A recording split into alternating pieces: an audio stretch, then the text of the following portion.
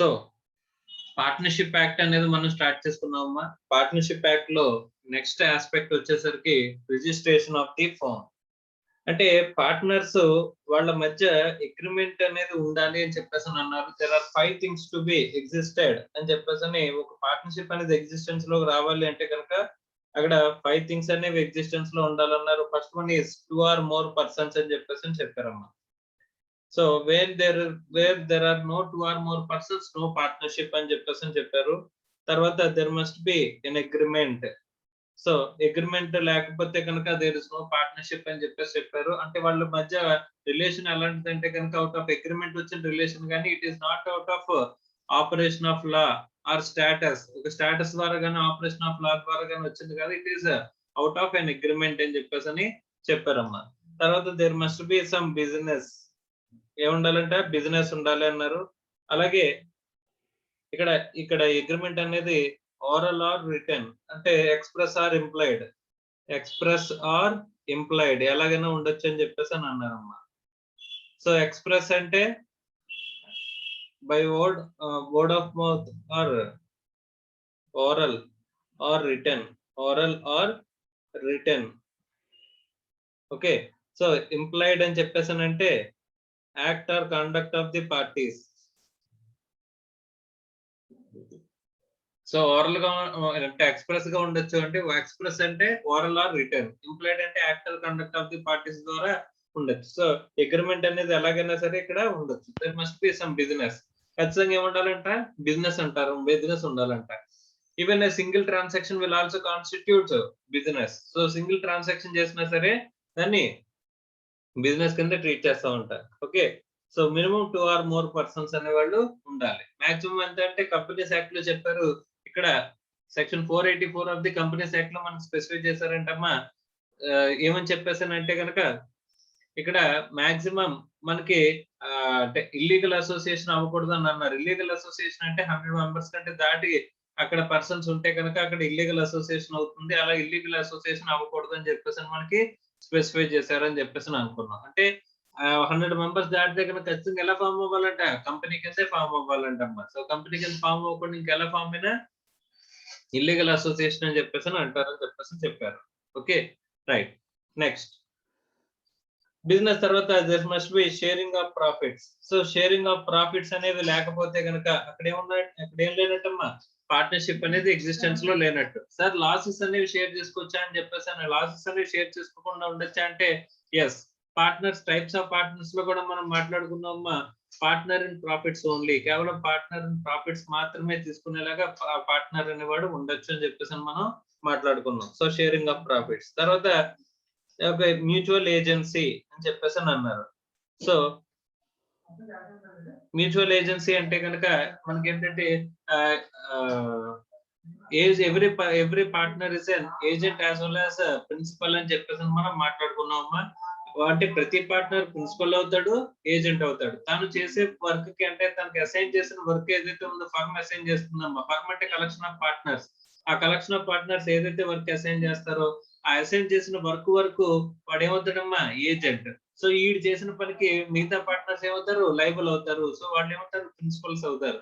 So agent చేసిన ప్రతి పనికి ప్రిన్సిపల్ లైబుల్ ఎలాగవుతాడో వీడు చేసిన authorised within the authorisation అంటే వీడు చెప్పి వీళ్ళకి పార్ట్నర్షిప్ యాక్ట్ ప్రకారం ఇచ్చిన ఆథరైజేషన్ అంటే పార్ట్నర్షిప్ అగ్రిమెంట్ ప్రకారం ఇచ్చిన ఆథరైజేషన్ ప్రకారం వీడు వర్క్ చేస్తే కనుక with in the authority work చేస్తే కనుక వాడికి ఏం చేస్తారని చెప్పేసి అంటే కనుక విత్ ఇన్ ద అథారిటీ కనుక వర్క్ చేస్తే ఆ పర్సన్ ఎవరైతే వర్క్ చేస్తాడో వాడు ఏజెంట్ అవుతాడు.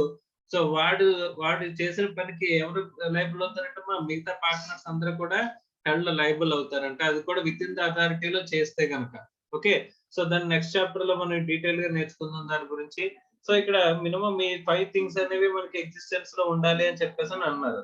సార్ ఇక్కడ ఇందులో one of the aspect is agreement.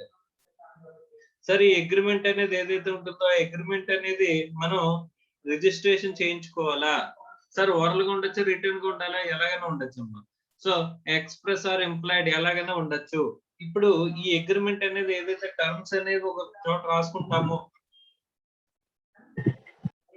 ఒకవేళ రాసుకుంటే కనుక అక్కడ అగ్రిమెంట్ అనేది రాసుకుంటాము. ఇక్కడ టర్మ్స్ అన్ని రాసుకుంటామో ఆ రాసుకున్న టర్మ్స్ ని మనం అగ్రిమెంట్ ని ఎక్కడైనా రిజిస్ట్రేషన్ చేయించాలా, ఈస్ దిస్ మ్యాండేటరీ, ఒకవేళ రిజిస్ట్రేషన్ చేయించాల్సి వస్తే కనుక ప్రొసీజర్ ఏంటి అనేది ఇప్పుడు మనం మాట్లాడుకుంటున్నాం.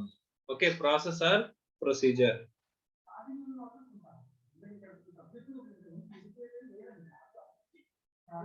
సో ఇక్కడ మనకి చెప్పేది ఏంటంటేనమ్మా, main important aspect registration of the partnership agreement. So partnership agreement registration అనేది not compulsory or not mandatory.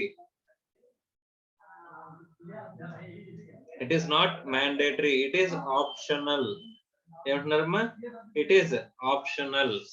Optional అంటే so there is no need to get registered. Registered అంటే కంపల్సరీ పార్ట్నర్షిప్ ఫార్మల్ గానే partnership agreement తీసుకెళ్లి ఎక్కడైనా authority దగ్గర registration చేయించాలా sir అంటే not required. So ఇదేమంటున్నాడంటే not required and not mandatory అని చెప్పేసి చెప్తున్నాడమ్మా. Registration is not mandatory, it is simply optional. Okay sir, ఒకవేళ చేయించుకోకపోతే ఏమైనా డిస్క్వాలిటీస్ ఉన్నాయా అంటే మనకి డిసడ్వాంటేజెస్ ఉన్నాయా అంటే yes, there are some disadvantages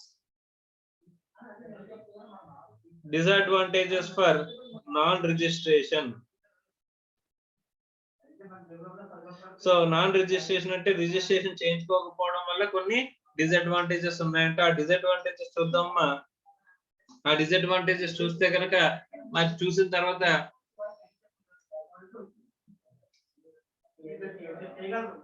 ఆ డిసడ్వాంటేజెస్ కనుక మనం చూస్తే కనుక అప్పుడు కంపల్సరీ రిజిస్ట్రేషన్ చేయించాలని చెప్పేసి మనకి అనిపిస్తుంది అంటమ్మా. అవి ఏంటి అనేది మనం చూద్దాం. నార్మల్ గా రిజిస్ట్రేషన్ అనేది not mandatory, it is optional. Right, ఒకవేళ రిజిస్ట్రేషన్ చేయించాల్సి వస్తే చేయిస్తే కనుక అంటే ఆప్షనల్ అంటే ఏంటమ్మా, either you get registered are your అంటే అగ్రిమెంట్ అన్రిజిస్టర్డ్. సో అన్రిజిస్టర్డ్ గా ఉండొచ్చు లేదా రిజిస్టర్డ్ గా ఉండొచ్చు. సార్ రిజిస్టర్డ్ అయితే ఎలా రిజిస్ట్రేషన్ చేయించాలి, what are the things to do అని చెప్పేసి, what are the forms to be submitted, what are the information to be submitted, the procedure అనేవి ఇప్పుడు మనం మాట్లాడుకోబోతూ ఉంటాం. Okay, what are the things to be updated after registration అంటే registration అయిన తర్వాత మళ్ళీ మనం ఏమేమి అప్డేట్ చేయాలి, ఎలా చేయాలి.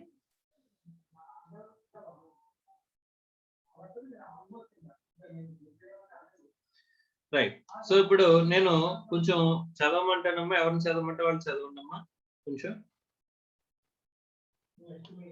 అమ్మా అంజని. సార్ వినిపిస్తుందమ్మా? వినిపిస్తుంది సార్.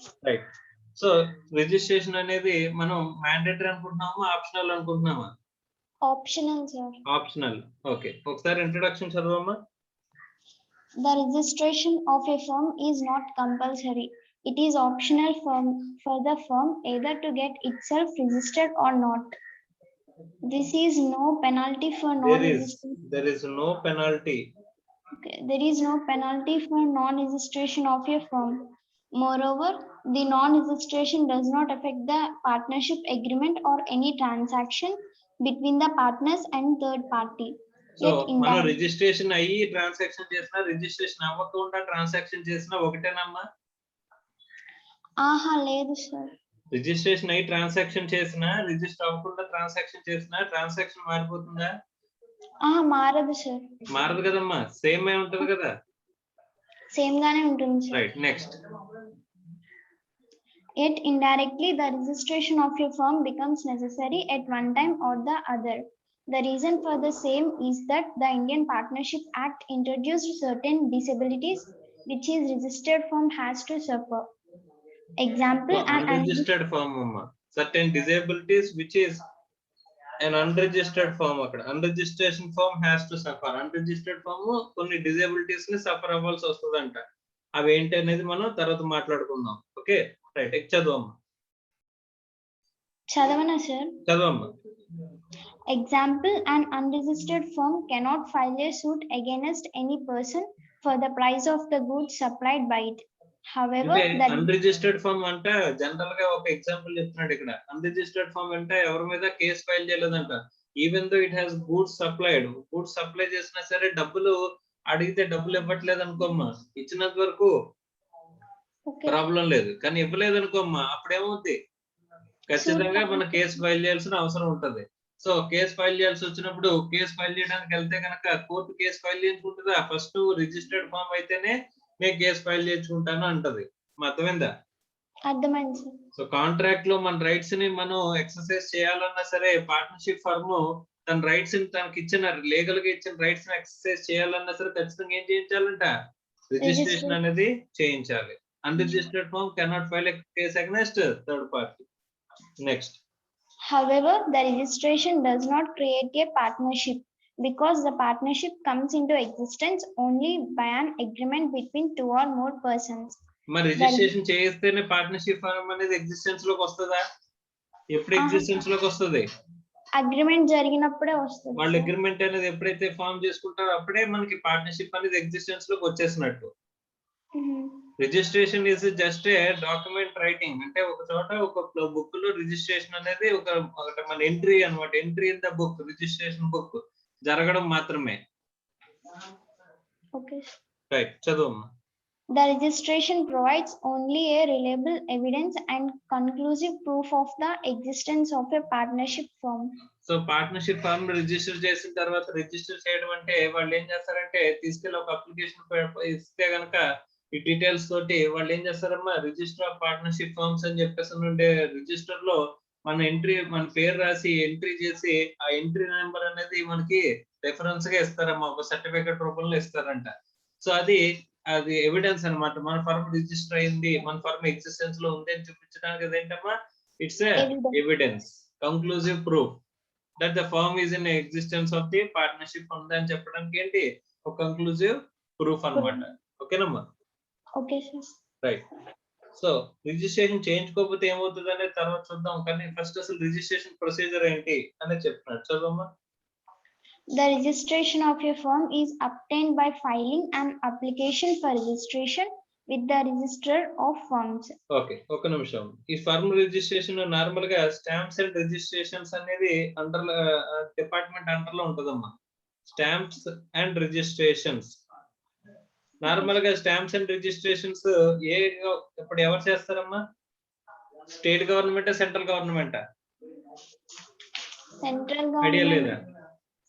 సెంట్రల్ గవర్నమెంట్ ఏమో సార్. లేదమ్మా, ఇది స్టేట్ గవర్నమెంట్ అండర్ లో ఉండే డిపార్ట్మెంట్ అమ్మా. స్టాంప్స్ అండ్ రిజిస్ట్రేషన్స్ అనేది స్టేట్ గవర్నమెంట్ అండర్ లో ఉండే డిపార్ట్మెంట్. సో కాబట్టి ఎక్కడ చేయించాలమ్మా రిజిస్ట్రేషన్? స్టేట్ గవర్నమెంట్ అండర్ లో ఉన్న register of firms. Register of firms ఎవరి అండర్ లో ఉంటది? State government. ఈచ్ స్టేట్, ఏ స్టేట్ కా స్టేట్. కొన్ని స్టేట్స్ ఏం చేయొచ్చు అంటే కనుక ఫర్మ్ మా స్టేట్ లో కనుక మీరు ఫర్మ్ రిజిస్ట్రేషన్ ఫర్మ్ అనేది ఇన్కార్పొరేట్ చేస్తే రిజిస్ట్రేషన్ అనేది అవసరం లేదు అని చెప్పేసి చెప్పచ్చు. అర్థమైందా? అర్థమైంది. సో వెస్ట్ బెంగాల్ లాంటి స్టేట్ ఉందనుకోమ్మా, సో వాళ్ళు ఏంటంటే పార్ట్నర్షిప్ ఫర్మ్స్ కనుక ఇన్కార్పొరేట్ చేస్తే దాన్ని రిజిస్ట్రేషన్ చేయించాల్సిన అవసరం లేదు. ఎందుకంటే వాళ్ళ స్టాంప్స్ అండ్ రిజిస్ట్రేషన్ యాక్ట్ లో అసలు రిజిస్ట్రేషన్స్ లేవు, ఫర్మ్ రిజిస్ట్రేషన్స్ తీసేశారు అనమాట. అలాగే మనం కూడా ఏం చేయొచ్చు, వేరే ఏ స్టేట్ అయినా సరే అక్కడ రిజిస్ట్రేషన్ అనేది లేకుండా ఉండొచ్చు. ఎందుకంటే స్టాంప్స్ అండ్ రిజిస్ట్రేషన్స్ దాంట్లో ఈ state government register of firms registration procedure అనేది పెట్టకపోవచ్చు అమ్మా. అప్పుడు మళ్ళీ మనం రిజిస్ట్రేషన్ చేయగలమా, చేయలేమా? అవసరం లేదేమో కదా సార్. టోటల్ గా ఏం చేసినట్టు, ఎగ్జామ్ చేసినట్టే, అంటే రిలాక్సేషన్ అనేది ఇచ్చినట్టే. ఫర్మ్ రిజిస్ట్రేషన్ చేయవలసిన అవసరం లేదని రిలాక్సేషన్ అనేది మనకి ఇచ్చినట్టే. అర్థమైందా? అర్థమైంది. Right, next. This provision is contained in section 58 clause 1 of the Indian Partnership subsection Act. 1 number ఉంటే సబ్సెక్షన్ అనుకున్నాం. 58 subsection 1 of the Indian Partnership Act అని చెప్పేసి మనం మాట్లాడుకున్నాం. ఒక నిమిషం, ఇక్కడ అప్లికేషన్ అనేది ఫైల్ చేయాల్సి వస్తే ఏ డిపార్ట్మెంట్ దగ్గర ఫైల్ చేయాలి? ఈచ్ స్టేట్ గవర్నమెంట్ కి సంబంధించిన రిజిస్టర్ ఆఫ్ ఫార్మ్స్ లో మనం ఫైల్ చేయాలి. ఆంధ్రప్రదేశ్ వచ్చేసరికి ఫార్మ్ 1 అంటారమ్మా. ఏంటంటారు ఇది? ఫార్మ్ 1 అనేది we have to submit as an application. Okay, right, next. which states that the registration of a firm is effected by sending to the Register of Firms an application for registration on the prescribed form along with the prescribed fee. So ఇక్కడ ఏం చేస్తారంటే which states the registration of the firm is affected by sending or register of firms in application for the registration. ఇప్పుడు application for the registration అనేది ఒక particular form లో అక్కడ fee తో కలిపి మనం ఏం చేయాలంటే సబ్మిట్ చేయాలంటే ఎవరికి రిజిస్టర్ ఆఫ్ ఫార్మ్స్ కి అర్థమైందమ్మా అర్థమైంది sir. Next The prescribed application form may be sent by post or deposited with the registrar's office. However, the prescribed application form should be sent or deposited with the registration of firms of that area in which any place of business of firm is situated or proposed to be situated. Okay ఇక్కడ మన register of forms లో మనం ఏం చేస్తామంటే application అనేది తీసుకెళ్లి submit చేయడం కానీ అప్లికేషన్ ఫామ్ ని మనం పంపించడం కానీ పోస్ట్ ద్వారా పంపించడం కానీ చేయాలంటమ్మా. ఎక్కడ మనం సబ్మిట్ చేయాలి? ఎక్కడ పడితే అక్కడ చేయించా లేకపోతే ఎక్కడైతే ప్లేస్ ఆఫ్ బిజినెస్ ఉంటుందో అక్కడ చేయాలా? ఎక్కడైతే ఉంటుందో అక్కడే చేయాలి. ప్లేస్ ఆఫ్ బిజినెస్ ఎక్కడైతే ఉంటుందో దానికి సంబంధించిన సబ్ రిజిస్ట్రార్ ఆఫీస్ లో చేయించాలి. ఇప్పుడు కాకినాడలో ఆఫీస్ పెడుతూ హైదరాబాద్ రిజిస్ట్రేషన్ కుదురుతుందమ్మా? కుదరదు. కాబట్టి కాకినాడలోనే మనం ఏం చేయాలి? రిజిస్టర్ ఆఫ్ ఫార్మ్స్ లో రిజిస్ట్రేషన్ అనేది చేయించుకోవాలమ్మా. అర్థమైందా? అర్థమైంది. Next A firm may be got registered at any place at any time, example at the time of its formation or at any time thereafter. So firm registration అనేది mandatory కానప్పుడు మనం ఎప్పుడు registration చేయించుకోవచ్చమ్మా? Form అయినప్పుడే చేయించాలా లేకపోతే మధ్యలో చేయించాలా లేకపోతే ఎప్పుడైనా చేయించవచ్చా? ఎప్పుడైనా చేయించవచ్చు. ఎప్పుడు అవసరమైతే అప్పుడు చేయించుకోవచ్చా? yes sir. సో ఫర్మ్ ఒకవేళ రిజిస్ట్రేషన్ చేయించుకోకపోతే ఫర్మ్ ఏమవుతుందమ్మా? It will lose. ఏమవుతుందంటే ఫర్మ్ కేసు ఫైల్ చేసే రైట్స్ అన్ని కోల్పోతుందంట. మనం ఎప్పుడైనా కేసు ఫైల్ చేయాల్సిన అవసరం వచ్చినప్పుడు ఫస్ట్ మనం వెళ్ళి ఏం చేయించుకోవాలి? రిజిస్ట్రేషన్ చేయించుకొని అప్పుడు కేసు అనేది ఫైల్ చేయాల్సిన అవసరం ఉంటుందమ్మా. Okay right. Next Section 58 also requires that the application form to be filed with the Register of Firms should state the following particulars. Okay so section 58 application అడుగుతుందంట రిజిస్టర్ ఆఫ్ ఫార్మ్స్ దగ్గరికి. ఇందులో ఏముండాలంటే minimum particulars name of the firm, the place or principle of business of the firm, the name of any other places wherever the firm carries on business, the date when each partner joined the firm, the name in full and permanent address of the partners, the duration of the firm. ఏమేమి ఉండాలంటమ్మా? Firm, name of the firm ఉండాలి, place or principal place of business of the firm ఉండాలి, తర్వాత name or any other place wherever the firm carries on business. So ఇంకా other places లో ఎక్కడైతే మనకి firm business చేస్తుందో వాటి గురించి చెప్పాలంట. ఈచ్ పార్ట్నర్ డీటెయిల్స్ ఇవ్వాలంట. Name and full permanent address of the partners ఇవ్వాలంట. Duration of the firm. అమ్మ డ్యూరేషన్ ఎన్నాళ్ళు ఉంటుందమ్మా? జనరల్ గా డ్యూరేషన్ అనేది ఎలా ఉండొచ్చు అంటే స్టార్టింగ్ మనం లిమిటెడ్ పీరియడ్ అని జాయిన్ అవ్వచ్చు సార్, తర్వాత ఎక్స్టెండ్ చేసుకోవచ్చు సార్. సో నార్మల్ గా పార్ట్నర్షిప్ డ్యూరేషన్ అనేది ఎలా ఉంటుందంటే కనుక ఫర్ ఫిక్స్డ్ పీరియడ్ ఉండొచ్చు లేదా ఎట్ విల్ ఉండొచ్చు. అవునా కదా? ఓకే. ఎట్ విల్ ఉండొచ్చు లేదా ఫిక్స్డ్ పీరియడ్ ఉండొచ్చు. ఫిక్స్డ్ పీరియడ్ ఉన్నాక తర్వాత ఎందులో కన్వర్ట్ అయిపోతుంది అనుకున్నాం. ఫిక్స్డ్ పీరియడ్ కంప్లీట్ అయిన తర్వాత కూడా ఫర్మ్ కంటిన్యూ అవుతుంది అనుకో అమ్మా. అప్పుడు ఎక్కడ కంప్లీట్ అయిపోతుంది? ఎక్కడికి వెళ్ళిపోతుంది అనుకున్నాం? ఎట్ విల్ సిచ్యువేషన్ లోకి వెళ్ళిపోతుంది. Okay sir. సో అలాగే particular partnership sir, particular partnership అమ్మా. పర్టికులర్ పార్ట్నర్షిప్ అంటే ఒక పర్టికులర్ ఒక పర్టికులర్ పర్పస్ కోసం ఒక ఆబ్జెక్ట్ కోసం ఫామ్ అవుతుంది. అది అయిపోయిన తర్వాత క్లోజ్ అయిపోద్ది. సో జనరల్ పార్ట్నర్షిప్ అంటే అలాంటి పర్టికులర్ పర్పస్ లేకుండా ఫామ్ అయిన పార్ట్నర్షిప్ ఏమంటారమ్మా? జనరల్ పార్ట్నర్షిప్ అని చెప్పేసి చెప్తారు. అర్థమైందా? అర్థమైంది sir. So next particular partnership కూడా మనకి పర్టికులర్ పర్పస్ అయిపోయిన తర్వాత కూడా కంటిన్యూ అయిపోతుందంటే అక్కడికి ఎక్కడికి వెళ్ళిపోతున్నట్టు? అట్ విల్ సిచ్యువేషన్ కి వెళ్ళిపోతున్నట్టు. సో ఆ పర్టికులర్ డ్యూరేషన్ అనేది మనం ఖచ్చితంగా మెన్షన్ చేయాలంటే 6 months, 1 year, 5 years అనేది మనం మెన్షన్ చేయాలంట. ఏమి లేకపోతే అట్ విల్ అన్న మనం సబ్మిట్ చేయాల్సిన అవసరం ఉంటుందంటమ్మా. Okay. Okay sir. Next The application form containing the above particulars must be signed and verified by all the partners or by their agents specifically authorized in this behalf. If a particular refuses to sign the application form for registration, then the firm cannot be got registered on the basis of the form which has not been signed by all the partners. In case of any partner's refusal to sign the application form of registration of the firm, the registration of the firm can be obtained by dropping the name of such a partner from the firm. In this case, the partner who has refused to sign the application form will not be a partner in the registered firm. Okay.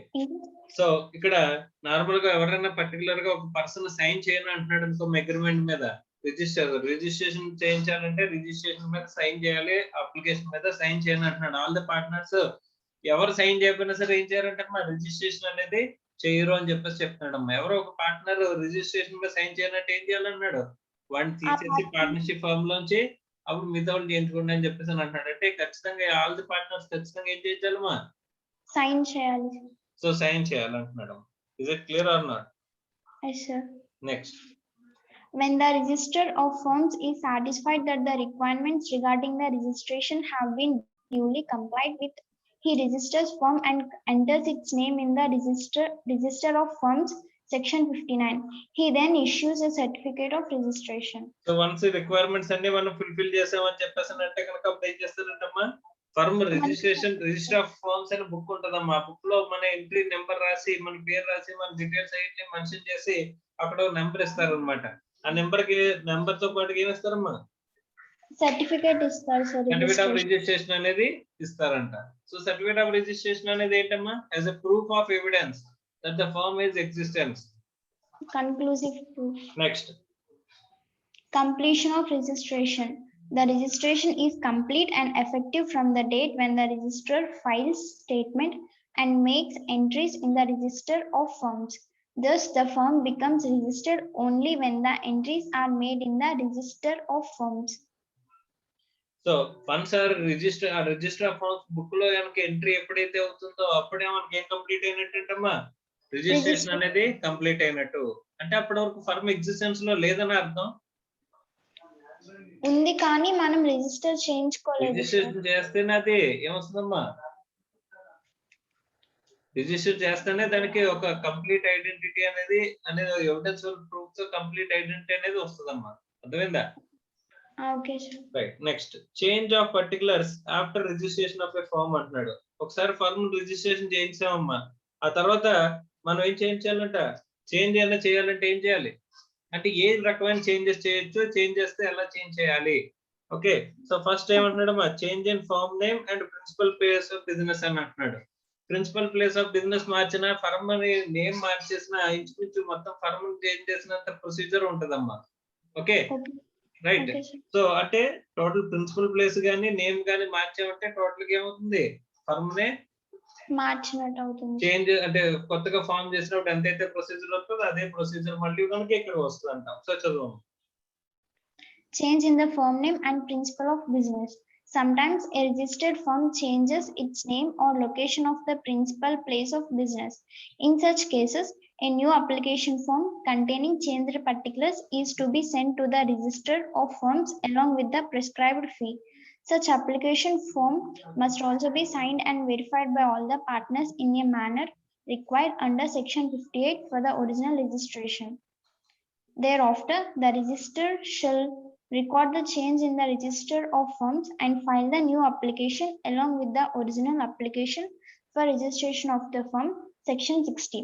Thus, a change in the firm name and principal place of business requires almost a new registration. So ఇక్కడ firm name, principal place of business మార్చామంటే కనుక ఎలాంటి registration అమ్మా, కొత్త registration తీసుకున్నట్టే. Okay sir. అంతేనా? అంతే sir. Next. The following are the changes which do not require the above procedure. However, the registrar of firm is to be informed about these changes.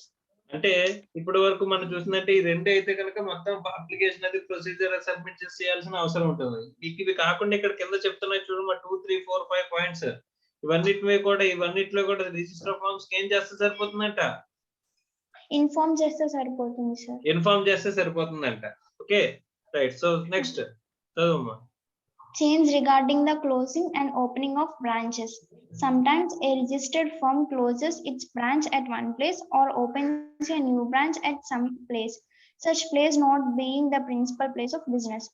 In such cases, the information of the same is to be sent to the register of firms who shall record the change.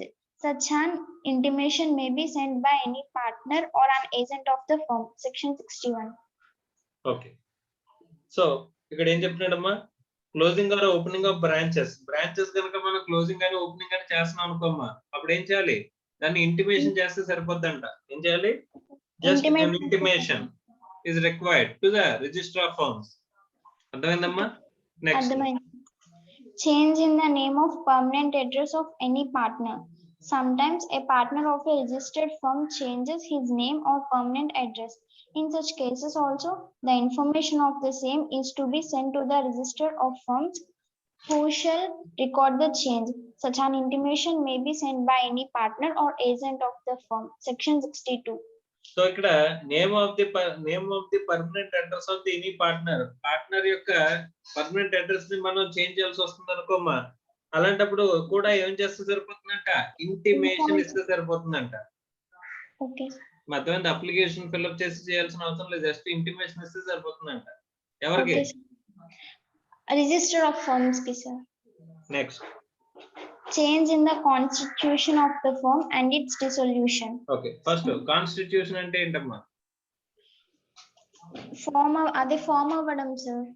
So constitution అంటే form అవడం కదమ్మా, ఇక్కడ constitution change అవడం గురించి మాట్లాడుతున్నాడు. So constitution change అవడం అంటే ఇప్పుడు ఇద్దరు పార్ట్నర్షిప్ ఫర్మ్ అంట. ఇప్పుడు నువ్వు నేను కలిపి బిజినెస్ చేస్తున్నావు అనుకోమ్మా, మనది 2 persons పార్ట్నర్షిప్ ఫర్మ్. అదే ఇప్పుడు ఇంకో పర్సన్ యాడ్ అవుతున్నాడు అనుకోమ్మా, అప్పుడు ఏమవుద్ది, 3 partners పార్ట్నర్షిప్ ఫర్మ్ అని చెప్పేసి అని చెప్తారు. సో కాన్స్టిట్యూషన్ చేంజ్ అవడం అంటే 2 partners పార్ట్నర్షిప్ ఫర్మ్ వల్ల 3 partners 4 partners అవడం, లేదా 5 partners పార్ట్నర్షిప్ వల్ల 2 తగ్గిపోయి 3 partners పార్ట్నర్షిప్ ఫర్మ్ అని చెప్పేసి అని మారుతూ ఉంటాయి అని చెప్పేసి అని చెప్తున్నాడు అమ్మ. అర్థమవుతుందా? ఒకవేళ డిజల్యూషన్ చేస్తే అంటే ఫర్మ్ క్లోజ్ చేస్తే అప్పుడు కూడా ఇన్ఫార్మ్ చేయాలి సార్. రైట్, చదవమ్మా. Sometimes a change occurs in the constitution of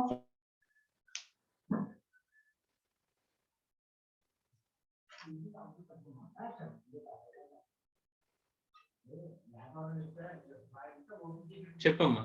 అమ్మా వినిపిస్తుందా?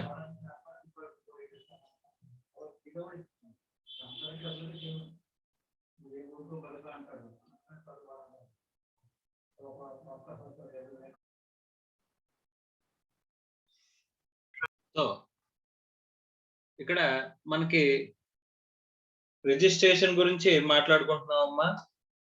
ఒకవేళ రిజిస్ట్రేషన్ పర్టికులర్స్ లో మనకి ఏమైనా చేంజెస్ వస్తే కనుక ఆ చేంజెస్ గురించి మాట్లాడుకుంటూ ఇక్కడ change in the particulars after registration of a firm కనుక చేసినట్లయితే అందులో change in the firm name and principal place, ఇది కనుక చేంజ్ చేస్తే కనుక ప్రిన్సిపల్ ప్లేస్ గానీ లేకపోతే ఫార్మ్ నేమ్ గానీ మారిస్తే ఇంచుమించు ఏం చేసినట్టమ్మా, మళ్ళీ కొత్త రిజిస్ట్రేషన్ చేసుకున్నంత ప్రొసీజర్ అనేది ఉంటుంది. ఫర్మ్ పేరు మార్చడం కానీ, place of business, main place of business, principal place of business అని చెప్పేసి అని అంటాడమ్మా. So principal place of business, so principal place of business.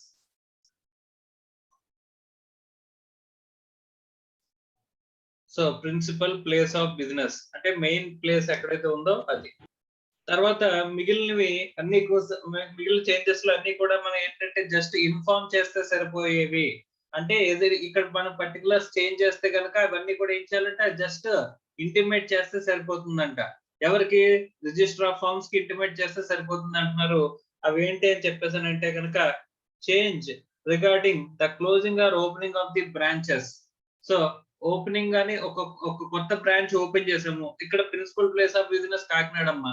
నేను ఇంకో బ్రాంచ్ ని నేను కాకినాడ కాకుండా రాజమండ్రిలో పెట్టాను, లేకపోతే అన్నవరంలో పెట్టాను, లేకపోతే విశాఖపట్నంలో పెట్టాను.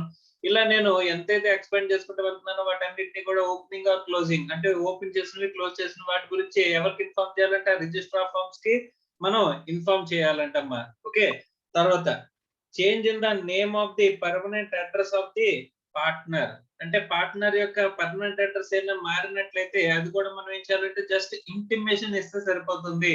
మళ్ళీ ఇది ఒక కొత్త రిజిస్ట్రేషన్ లాగా చేంజ్ చేయాల్సిన అవసరం లేదు. Just intimation is enough for the register of firms. Register of firms intimation మనం పంపించాలంట. తర్వాత change in the constitution of the firm and its dissolution. అంటే చేంజ్ ఇన్ ద కాన్స్టిట్యూషన్ అంటే ఇప్పుడు 2 or more persons, ఇప్పుడు మన ఇద్దరు కలిపి ఏ అండ్ బి కలిపి పార్ట్నర్షిప్ లో ఉన్నారమ్మా. ఏ బి అని ఇద్దరు పార్ట్నర్షిప్ లో ఉన్నారమ్మా.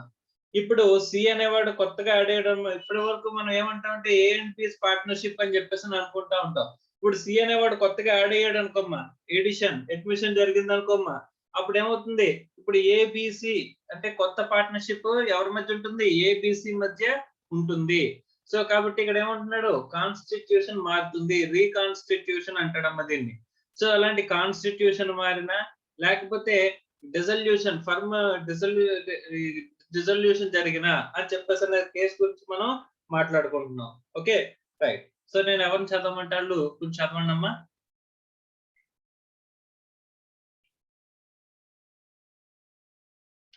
మా Bhavani.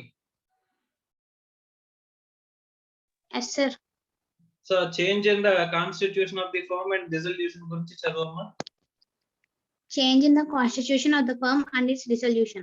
Sometimes a change occurs in the constitution of a registered firm. That is, a new partner joins the firm or an existing partner retires from the firm. In such cases, ఒక నిమిషం అమ్మా.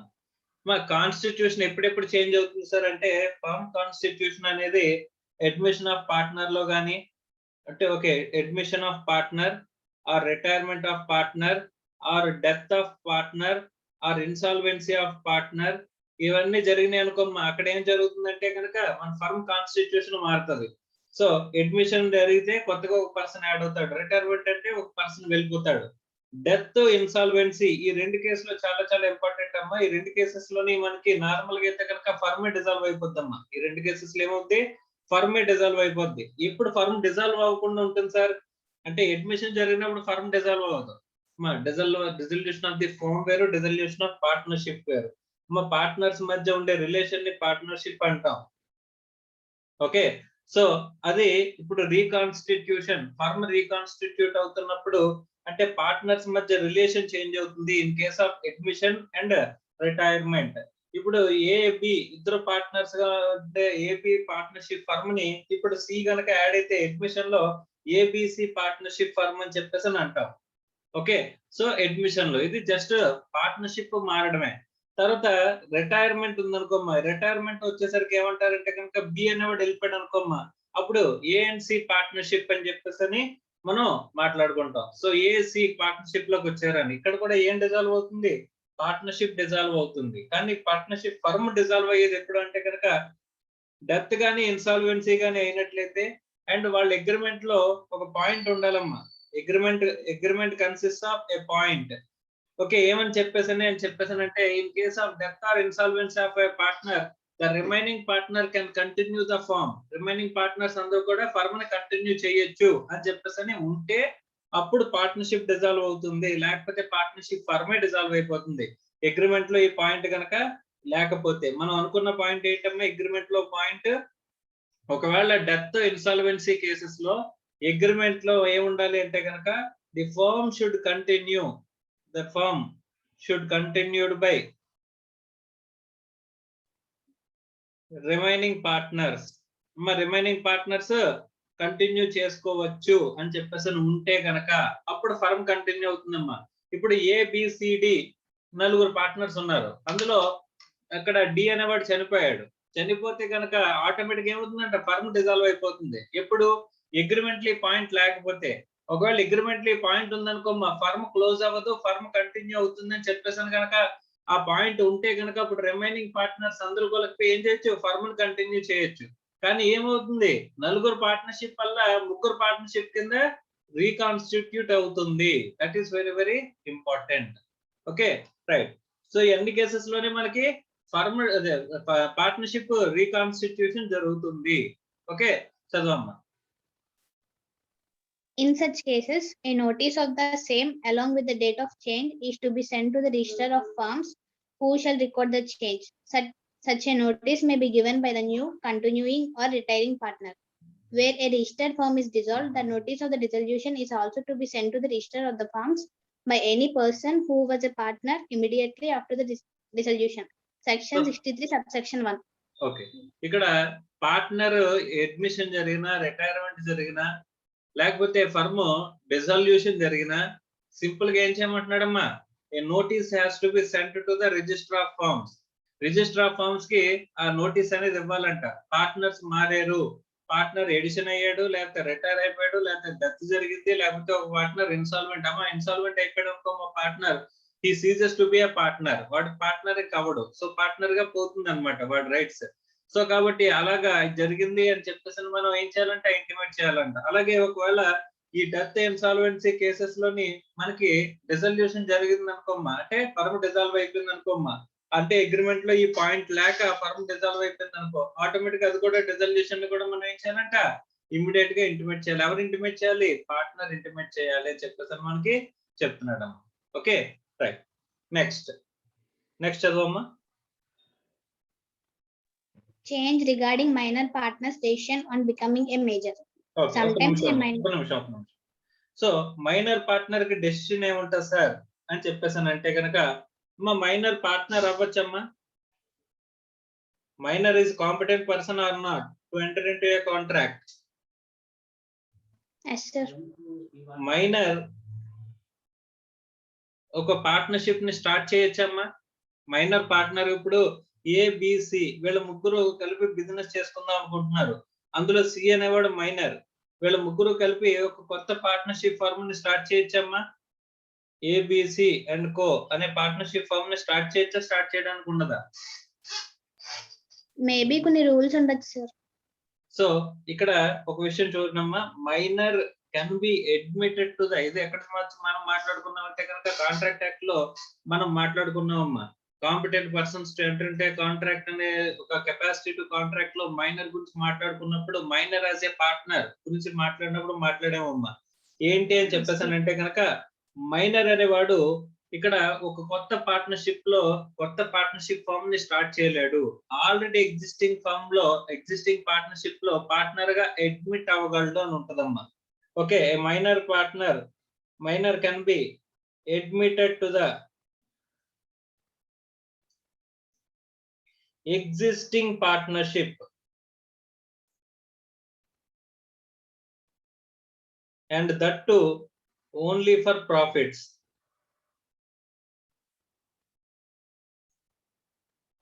Okay, అంటే he can be admitted, అంటే admitted అనే word వాడాడు అంటే existing partnership లోకి కావాలంటే అడ్మిట్ అవ్వగలడు, కానీ he cannot start a new partnership. He cannot be part of formation of partnership firm. అర్థమైందా? Yes, sir. So partnership firm ని స్టార్ట్ చేసేటప్పుడు వాడు పార్ట్నర్ గా ఉండగలడా? లేదు. కానీ వన్స్ ఎగ్జిస్టెన్స్ లోకి వచ్చేసిన తర్వాత ఇప్పుడు కావాలంటే A and B partnership start చేసేసి అందులోకి సీన్ అడ్మిట్ చేయొచ్చమ్మా. Yes, sir. సో సీన్ అడ్మిట్ చేయొచ్చు, కానీ వాళ్ళు ముగ్గురు కలిపి కొత్త పార్ట్నర్షిప్ అనేది స్టార్ట్ చేయలేరు, అంతే కదా. ఒకవేళ మైనర్ యాడ్ అయినా సరే వాడికి ఏ లైబిలిటీ ఉంటదంటే minor liability will be limited. Minor కి అసలు పర్సనల్ లైబిలిటీ అనేది ఉండదు. అండ్ మైనర్ లైబిలిటీ ఉన్నా సరే ఎంత ఉంటుందమ్మా? Limited liability. నార్మల్ గా చూసుకుంటే పార్ట్నర్ లైబిలిటీ అనేది అన్లిమిటెడ్ అమ్మా. పార్ట్నర్షిప్ ఫర్మ్ లో పార్ట్నర్ లైబిలిటీ ఇది నెక్స్ట్ చాప్టర్ లో వస్తుంది, మనం డీటెయిల్ గా నేర్చుకుంటాం. కానీ ఇప్పుడు ప్రస్తుతానికి జస్ట్ తెలుసుకోండి, పార్ట్నర్ లైబిలిటీ ఇస్ అన్లిమిటెడ్. అంటే what is unlimited sir? Unlimited అంటే గనక ఒకవేళ వాడికి గనక అంటే వాడు తెచ్చిన క్యాపిటల్ గనక debts outside debts pay చేయడానికి సరిపోకపోతే వాడి పర్సనల్ అసెట్స్ ని అమ్మైనా సరే మళ్ళీ ఏం తీసుకురావాలి? డబ్బులు తీసుకొచ్చి పే చేయాల్సిన లైబిలిటీ అనేది పార్ట్నర్ ఉంటది. That is unlimited liability. కానీ ఒక మైనర్ పార్ట్నర్ అయితే వాడి లైబిలిటీ మాత్రం లిమిటెడ్ లైబిలిటీ అంట. ఎందుకంటే ఎప్పటికీ మైనర్ కి ఏం క్రియేట్ అవ్వదమ్మా, మైనర్ ఎప్పటికీ కూడా అక్కడ మనకి పర్సనల్ లైబిలిటీ అరైజ్ అవ్వదు. కాబట్టి వాడి పర్సనల్ ఆస్తులు అమ్మి తీసుకురావాల్సిన అవసరం ఎప్పటికీ ఉండదు. So liability is limited. Limited అంటే ఏంటి sir? Limited to the extent of capital contributed. అమ్మ అర్థమైందా? Yes, sir. సో ఎంతైతే క్యాపిటల్ కాంట్రిబ్యూట్ చేశాడో మైనర్, అంతవరకు మాత్రమే వాడి లైబిలిటీ అనేది ఉంటుందంట. Liability of a minor partner ఎలా ఉంటుంది? Limited or restricted to the capital contributed. కానీ మిగిలిన పార్ట్నర్స్ యొక్క లైబిలిటీ ఎలా ఉంటుందమ్మా? Unlimited liability. అది పార్ట్నర్షిప్ లో. అర్థమైందా? Yes, sir. రైట్. ఒకవేళ అలాంటి మైనర్ పార్ట్నర్ ఫస్ట్ ఆడు అడ్మిషన్ అయిన టైంలో, వాడు పార్ట్నర్షిప్ ఫర్మ్ లోకి అడ్మిట్ అయిన టైంలో వాడు ఏమంట? మైనర్ అంట. తర్వాత major అవ్వచ్చమ్మా?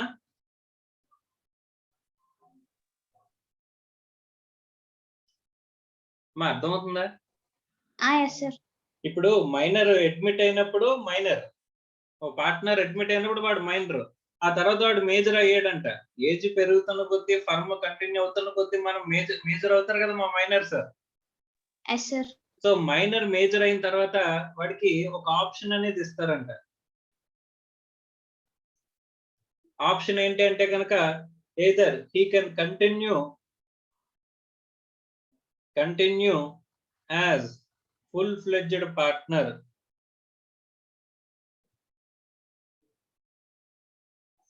or he can withdraw from partnership firm. అర్థమవుతుందమ్మా? Yes, sir. వాడికి ఆప్షన్ అనేది ఇస్తారంట. ఏమని? Continue as a full-fledged partner గా అయిపోవడం గానీ, లేకపోతే పార్ట్నర్షిప్ ఫర్మ్ నుంచి విత్డ్రా అయిపోవడం గానీ. అర్థమైందా? Yes, sir. సో ఎన్నాళ్ళు ఇస్తారంటే కనుక 6 months టైం ఇస్తారంట. 6 months ఎప్పటి నుంచి అమ్మా? 6 months అనేది ఎప్పటి నుంచి క్యాలిక్యులేట్ చేస్తారు జనరల్ గాని? మేజర్ అయ్యాక. అంటే ఆన్ బికమింగ్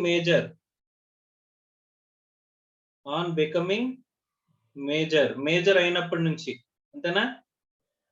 Yes, sir. ఒకవేళ సపోజ్ నువ్వు పుట్టేవు, నీకు ఊహ కూడా తెలీదు, నిన్ను ఒక పార్ట్నర్షిప్ ఫర్మ్ లో పార్ట్నర్ గా మీ తాతగారు నిన్ను యాడ్ చేసేసారమ్మా. Okay, sir. లేకపోతే పోనీ నన్ను వేసుకుందాం. ఇప్పుడు మా తాతగారు నన్ను ఒక పార్ట్నర్ గా ఒక పార్ట్నర్షిప్ ఫర్మ్ లో యాడ్ చేశారు. Okay, sir. ఆ విషయం నాకు తెలియదు. ఎందుకంటే నేను జస్ట్ పుట్టినప్పుడే జాయిన్ చేశాను నన్ను పార్ట్నర్షిప్ ఫర్మ్ లో పార్ట్నర్ కింద. ఆ తర్వాత మా తాతగారు చనిపోయారు. ఆ పార్ట్నర్షిప్ ఫర్మ్ ఉన్నదన్న విషయం కూడా, అందులో నేను పార్ట్నర్ అన్న విషయం కూడా నాకు ఎవరు చెప్పలా. Okay, sir. నాకు 18 years క్రాస్ అయిపోయినాయి. ఇప్పుడు నాకు ఒక 30 years అనుకుందాం అమ్మా. 30 years వచ్చాక ఇప్పుడు నాకు తెలిసింది నేను ఒక పార్ట్నర్షిప్ ఫర్మ్ లో పార్ట్నర్ అని చెప్పేసాను. Okay, sir. అంటే ఇప్పుడు నాకు ఆప్షన్ ఉంటుందా ఉండదమ్మా? ఇంకా స్టిల్ ఇప్పుడు నాకు ఇప్పుడే తెలిసింది. నాకు ఇప్పుడే తెలిసినప్పుడు ఇప్పుడు ఆ పార్ట్నర్షిప్ ఫర్మ్ లో నేను పార్ట్నర్ అవుతానా? ఫుల్ ఫ్లెడ్జ్డ్ పార్ట్నర్ ఆటోమేటిక్ గా అవుతానా? లేకపోతే ఇంకా నాకు 6 months అనే ఆప్షన్ అనేది ఉంటుందా? అంటే మేజర్ అయ్యాక 6 months కాబట్టి ఆప్షన్ ఉండదు సార్. అంటే మేజర్ అయిన తర్వాత 6 months కాబట్టి ఆప్షన్ అనేది నాకు ఉండదు, అంతేనా? Yes, sir. నార్మల్ గా లెవరేజ్ గా ఆలోచిస్తే కనుక యాక్చువల్ గా నాకు తెలుసా 18 ఏళ్ళకి నేను ఆ ఫర్మ్ లో పార్ట్నర్ అని? అసలు ఫర్మ్ లో పార్ట్నర్ అనే నాకు తెలియదు. నన్ను జాయిన్ చేసిన మా తాత చనిపోయారు.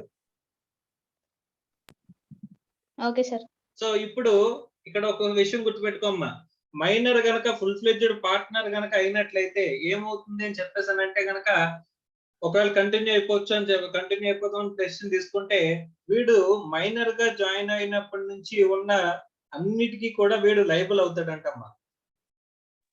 Okay sir. ఓకే, వీడు మైనర్ గా ఎప్పుడైతే అడ్మిట్ అయ్యాడో అక్కడి నుంచి కూడా ఉన్న ప్రతి లైబిలిటీకి వీడు లైబుల్ అవుతాడంట. ఇప్పుడు వీడి లైబిలిటీ ఎలా అయిపోద్ది? అన్లిమిటెడ్. అర్థమైందా? Yes sir. సో ఇప్పుడు ఒక పార్ట్నర్షిప్ ఫర్మ్ లో నన్ను పార్ట్నర్ చేశారు నా చిన్నప్పుడు ఎప్పుడో నాకు తెలియనప్పుడు. ఇప్పుడు నాకు 30 ఏళ్ళు వచ్చాక నేను ఒక పార్ట్నర్షిప్ ఫర్మ్ లో పార్ట్నర్ అని చెప్పేసి తెలిసింది. ఇప్పుడు నేను డైరెక్ట్ గా వెళ్ళి పార్ట్నర్షిప్ ఫర్మ్ లో పార్ట్నర్ అని చెప్పేసి వాళ్ళు వచ్చి నాకేం చెప్పారు, వాళ్ళు ఇంటిమేట్ చేసి నువ్వు పార్ట్నర్ అని చెప్పి వాళ్ళు పే చేయాల్సిన లయబిలిటీస్ అన్నిటికీ కూడా నన్ను పే చేయమంటున్నారు. Is it fair or not? Not fair, sir. మరి అలాంటప్పుడు నువ్వు నాకు ఆప్షన్ ఉంటుందా లేదా అంటే ఆప్షన్ ఉండదని చెప్పి నేను డైరెక్ట్ గా పార్ట్నర్ అన్నావు కదా. నేను మేజర్ పార్ట్నర్ అయిపోయాను కాబట్టి ఉన్న లయబిలిటీస్ అన్నిటికీ కూడా నేను కూడా లయబుల్ అవుతాను. నా అన్లిమిటెడ్ లయబిలిటీ ఉంటుంది, నా ఆస్తులన్నీ అవి తీసుకెళ్ళిపోతానంటే ఓకే చెప్తానా? చెప్పకూడదు సో సార్. లా ప్రొటెక్ట్ చేస్తుందా ప్రొటెక్ట్ చేయదా? నన్ను ప్రొటెక్ట్ చేస్తుంది సార్. ప్రొటెక్ట్ చేయాలి కదా. Yes sir. సో ఆప్షన్ అనేది ఇవ్వాలా అవసరం లేదా చెప్పు. ఇప్పుడు నాకు ఎప్పటి నుంచి అయితే తెలిసిందో అప్పటి నుంచి అనేది ఆప్షన్ ఇవ్వాలా లేదా? ఇవ్వాలి సార్. ఇవ్వకపోతే ఏమవుద్ది, అన్నసరిగా నేను లాస్ అయిపోతాను. Yes sir. అంతేనా కదమ్మా? సో అంతే సార్. ఇక్కడ on becoming the major or when it comes to knowledge of minor after becoming major. Minor గా ఉన్నప్పుడే వాడికి పార్ట్నర్ అని చెప్పేసి తెలిసింది అనుకోమ్మా, వాడు మేజర్ అయిన తర్వాత 6 months టైం ఉంటది. వాడు మేజర్ అయిపోయిన తర్వాత వాడికి తెలిసింది అనుకోమ్మా, ఎప్పుడైతే తెలిసిందో అప్పటి నుంచి 6 months టైం ఉంటది అంట. Okay sir. అర్థమైందమ్మా? Yes sir. సో అలాంటి ఆప్షన్ ఇవ్వకపోతే అన్నెసరీగా లయబిలిటీకి నేను ఏమవుతాను, లయబుల్ అవుతాను. నాకు తెలియకుండానే నేను లయబిలిటీకి లయబుల్ అవుతానమ్మా. Yes sir.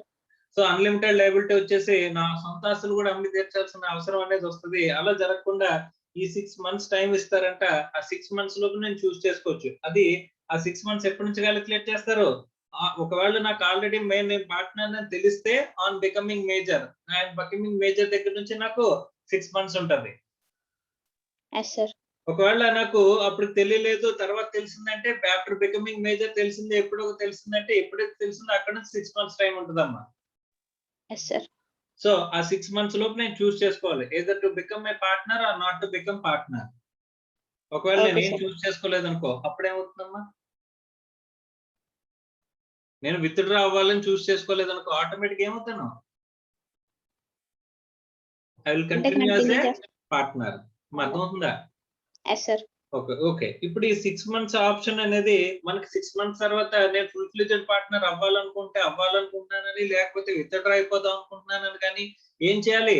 Register of firms కి నేను ఏం చేయాలంటమ్మా, ఇక్కడ ఫర్మ్ ఏం చేయాలంట? ఇంటిమేట్ చేయాలంట. ఓకే, అర్థమవుతుందమ్మా? Yes sir. ఈ ఆప్షన్ లో నేను ఏం ఎక్సెస్ చేశాను అన్న విషయం ఏం చేయాలి? ఇంటిమేషన్ అనేది ఇవ్వాలంట. ఇప్పుడు ఒకసారి చదువు. Sometimes a minor partner who was admitted to the benefit of a firm becomes major at a time when the firm is a listed firm and he decides to become or not to become a full-fledged partner in the firm. In such cases, any decision taken not to become a full-fledged partner in the firm, in such cases, any decisions taken by him is to be notified to the registrar of the firms who shall record the same. Such a notice may be given by such partner himself or his authorized agent, section 63, subsection 2. Okay. Next, note and chalo. Any person who knowingly or without any beliefs in its truth signs a false or incomplete statement about registration of firm, he shall be liable to be punished with imprisonment up to 3 months or with fine or with both, section 70. Imprisonment ante jail amma. Okay, so prosecution or jail.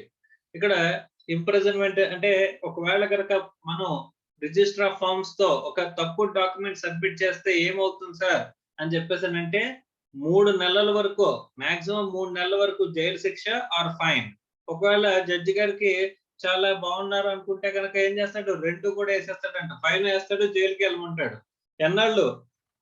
Up to 3 months వరకు వేయొచ్చంట జైలుకి వెళ్ళమని శిక్ష 3 months వరకు వేయొచ్చండి. Section ఏం చెప్తుంది? Section 70 powers అనేవి ఇస్తుందంట. ఒకవేళ falls document కనుక సబ్మిట్ చేసినట్లయితే ఎక్కడ? రిజిస్టర్ ఆఫ్ ఫార్మ్స్ దగ్గర. ఓకే, పైన చెప్పినట్లో చేంజ్ కి సంబంధించి కానీ, రిజిస్టర్ కి సంబంధించి కానీ, ఏదైనా డాక్యుమెంట్ ఇంటిమేషన్ ఇవ్వాల్సింది ఇవ్వకపోయినా కానీ అక్కడ లేకపోతే తప్పుగా డాక్యుమెంట్ మనం ఫైల్ చేసినా కానీ అక్కడ మనం ఏం చేయొచ్చమ్మా, ఇట్ కెన్ బి అంటే మీకు అప్పుడు అప్ టు 3 months వరకు జైలు ఆర్ ఫైన్ రెండు కూడా లివీ చేసే అవకాశం ఉంది అని చెప్తున్నారు. So this is with respect to change in particulars అమ్మా. ఏంటిది change in particulars after registration of a firm once register అయిపోయిన తర్వాత ఆ చేంజెస్ ఎక్కడెక్కడైతే జరిగాయో వాటిని ఇంటిమేట్ చేయడం అనే aspect. Okay, next off చేసామ్మా.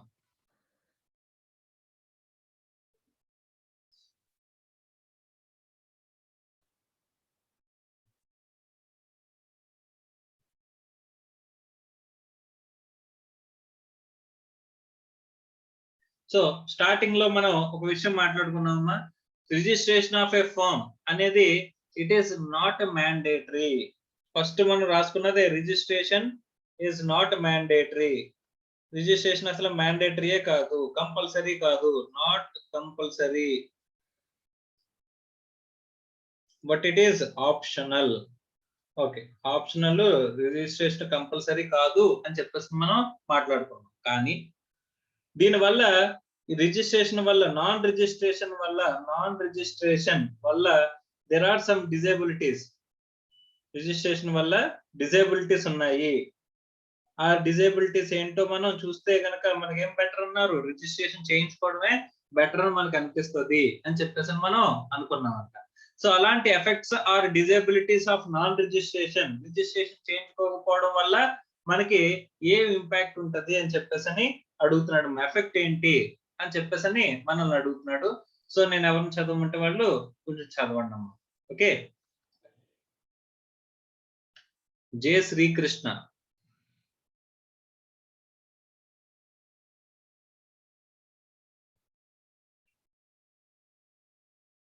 Sir వినిపిస్తుందమ్మా?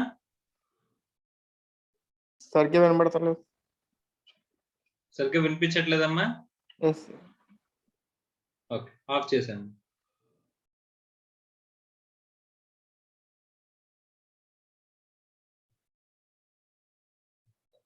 మా Farhad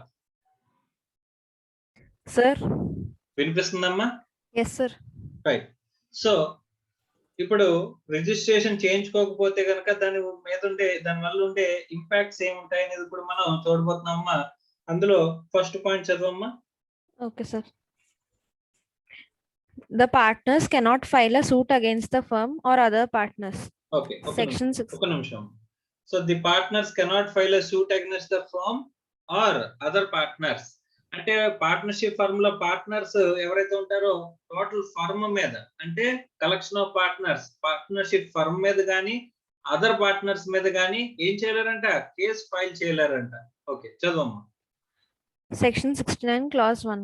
A partner of an unregistered firm cannot file a suit against the firm or his another present or past partners for the enforcement of any right arising from a contract or conferred by the Indian Partnership Act. Okay, ఒక నిమిషం.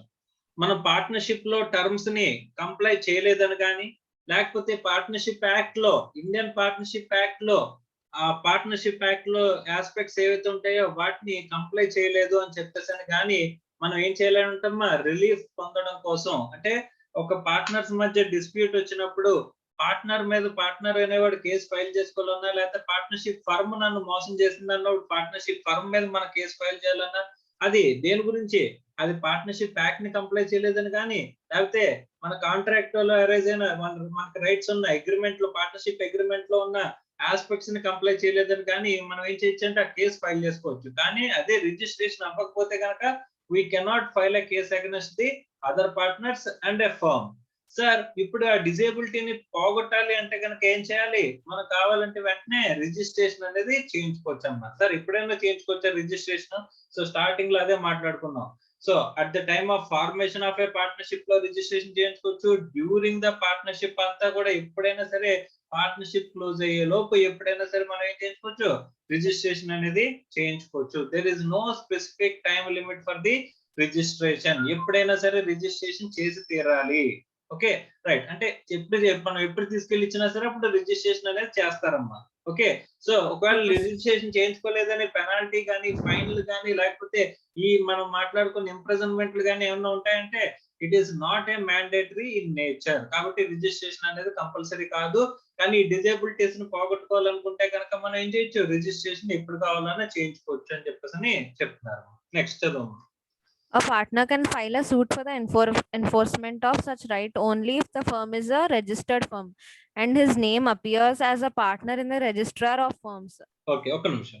So ఇక్కడ partnership firm లో మనం partner గా ఉంటూనే అంటే partner గా ఉన్నాం అంటే పార్ట్నర్షిప్ డీడ్ రాసుకున్నాం. కానీ సపోజ్ ఇప్పుడు పార్ట్నర్షిప్ ఫర్మ్ రిజిస్టర్ చేసామమ్మా. రిజిస్టర్ చేసినంత మాత్రాన తర్వాత నేను ఏం చేశానంటే ఇప్పుడు ఏబి అనే పార్ట్నర్స్ ఉన్నారమ్మా. వాళ్ళిద్దరూ పార్ట్నర్షిప్ ఫర్మ్ రిజిస్టర్ చేశారు. నేను తర్వాత యాడ్ అయ్యాను. సి అనేవాడిని నేను యాడ్ అయ్యాను.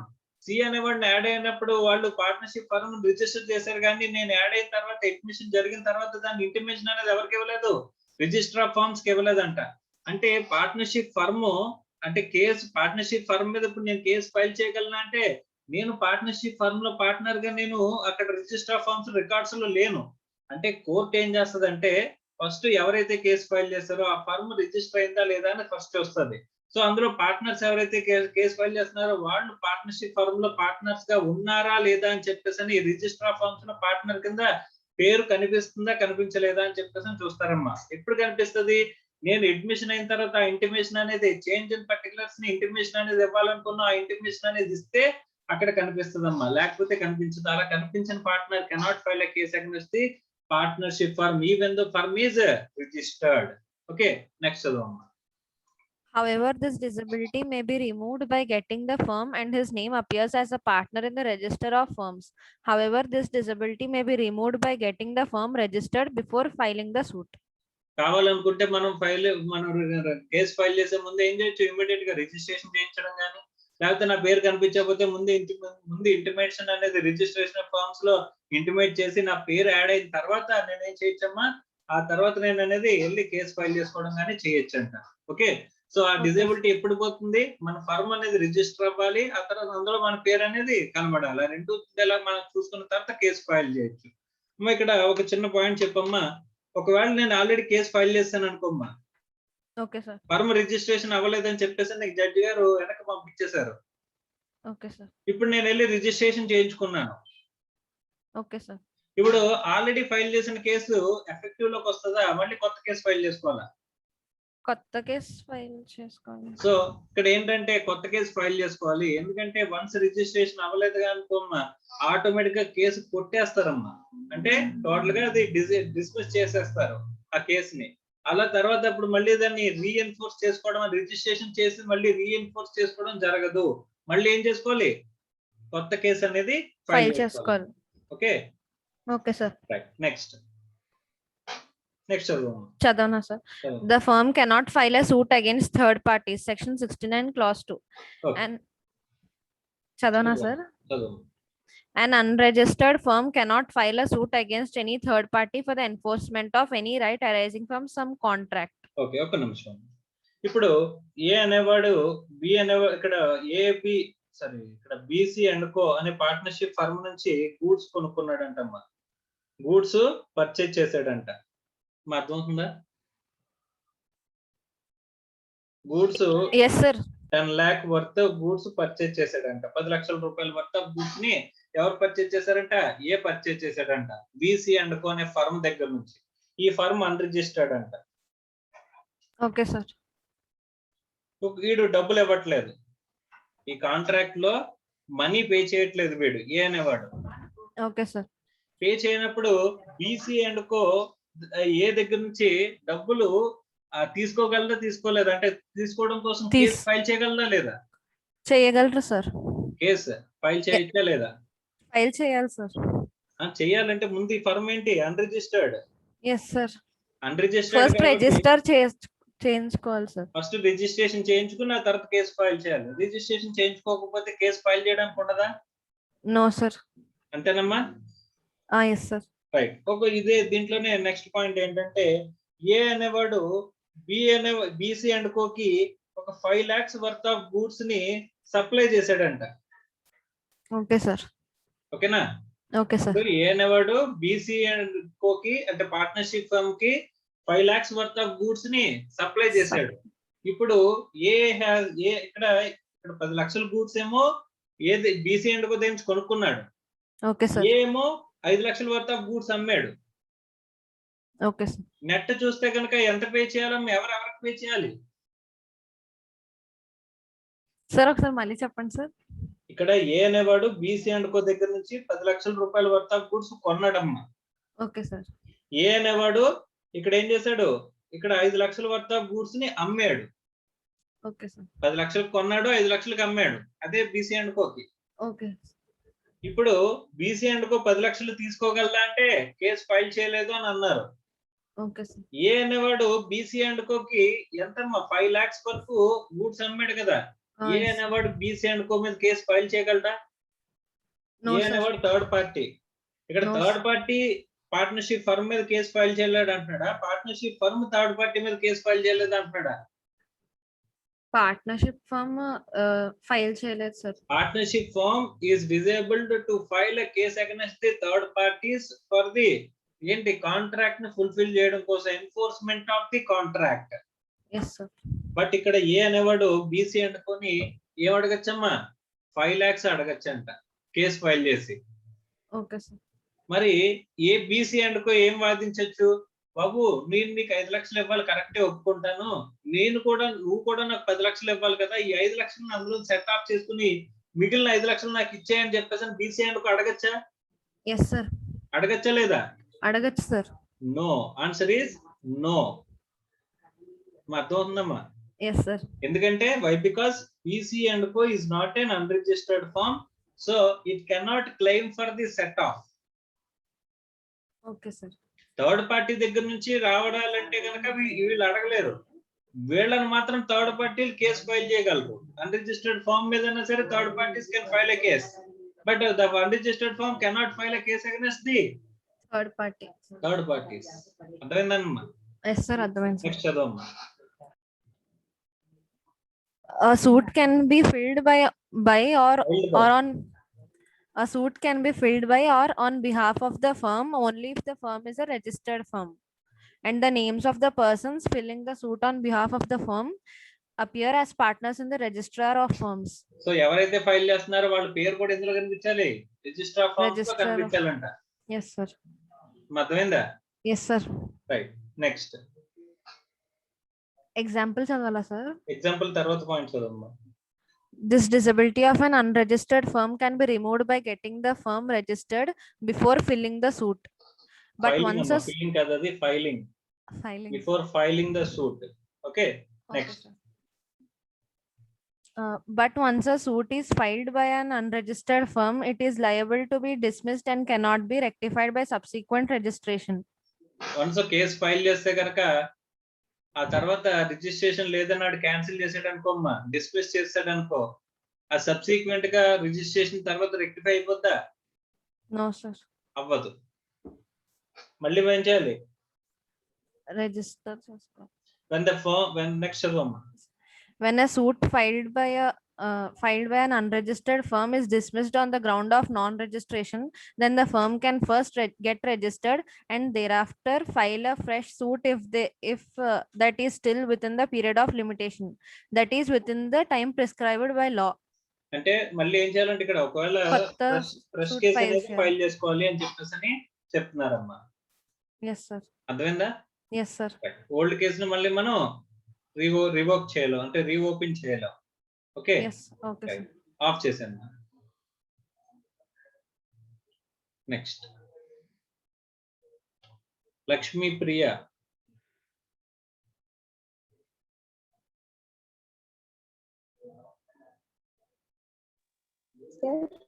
వినిపిస్తుందమ్మా?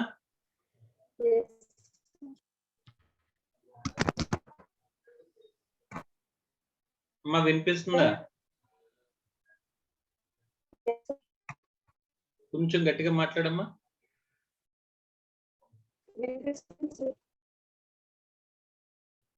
నువ్వు మాట్లాడి నాకు వినిపించట్లేదమ్మా, ఆఫ్ చేశాను.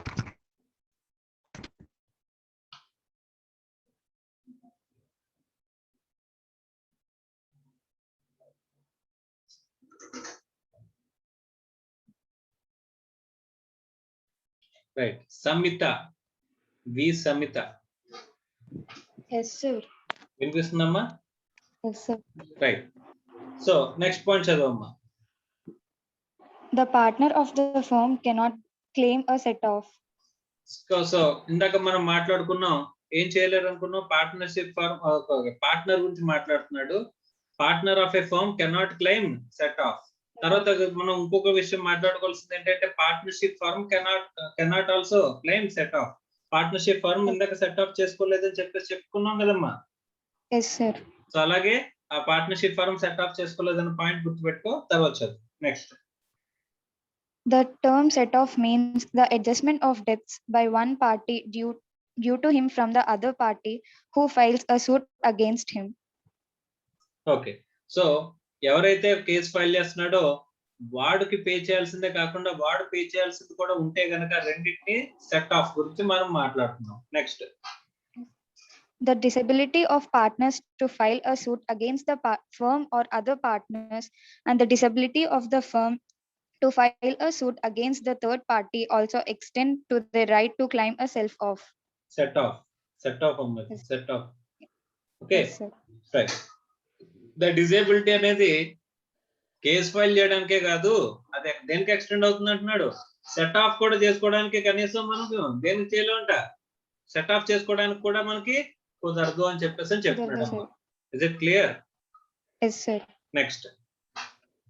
Thus, the partners of an unregistered firm or the firm itself cannot claim a set-off in a suit filed against them or the firm.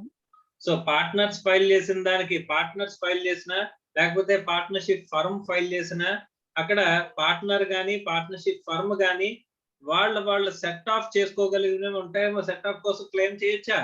Sir మీరు అవతల పార్టీ థర్డ్ పార్టీ అనేవాడు నేను ఇవ్వాల్సిన దానికోసం క్లెయిమ్ చేస్తున్నాడు కానీ నాకు ఇవ్వాల్సిన అమౌంట్ కూడా ఉంది, అది నాకు ఇప్పించి సెట్ ఆఫ్ చేసి మిగిలింది పే చేయడం కానీ లేకపోతే మిగిలింది నాకు ఇవ్వడం కానీ ఇప్పించండి అని చెప్పేసి మనం అడగలమంటే అన్రిజిస్టర్డ్ ఫామ్ లో అది అడిగే అవకాశం అనేది లేదు అని చెప్పేసి అని అంటున్నారమ్మా. అర్థమైందా? Yes, sir. కానీ సెట్ ఆఫ్ కొంతవరకు అలౌ చేస్తారంట. ఎంతవరకు సార్ అని చెప్పేసానంటే ది అమౌంట్ నాట్ ఎక్సీడింగ్ ₹100. ఎంతమ్మా? 100 rupees extend. 100 రూపీస్ ఎక్సీడ్ అవ్వకుండా కావాలంటే నువ్వు ఏం చేసుకోవచ్చు, సెట్ ఆఫ్ Set చేసుకోవచ్చు. off claim. Okay. Yes. Right. Yes, sir. Next. ఇక్కడ ఎగ్జాంపుల్ తర్వాత పాయింట్ ఉంది చూడమ్మా. Yes, sir. But the right of set off is not affected if the claim for set off does not exceed ₹100 in value. ఎంత దాటకుండా ఉంటేనమ్మా? 100, sir. 100 దాటకుండా ఉంటే కనుక మనం ఏం చేయొచ్చంట, Set off సెట్ ఆఫ్ అనేది మనం క్లెయిమ్ చేసుకోవచ్చు అంట. claim చేసుకోవచ్చు. ఓకే. తర్వాత చదవం. However, the non-registration does not affect the following. ఈ కింద ఆస్పెక్ట్స్ ని నాన్ రిజిస్ట్రేషన్ అంటే రిజిస్ట్రేషన్ లేకపోయినా సరే ఇక్కడ మనం క్లెయిమ్ చేసుకునే రైట్స్ అనేవి కొన్ని చెప్తున్నాడమ్మా. ఏంటో చూడండి. The third party can file a suit against the firm whether the firm is registered or not, and the firm cannot take the plea of its non-registration. So third party ఎవరైనా నా మీద case file చేస్తే ఇక్కడ నేను registered కాదండి, నాకు మీద మీరు కేసు ఫైల్ చేయలేరండి అని చెప్పేసి మనం తప్పించుకోగలమా?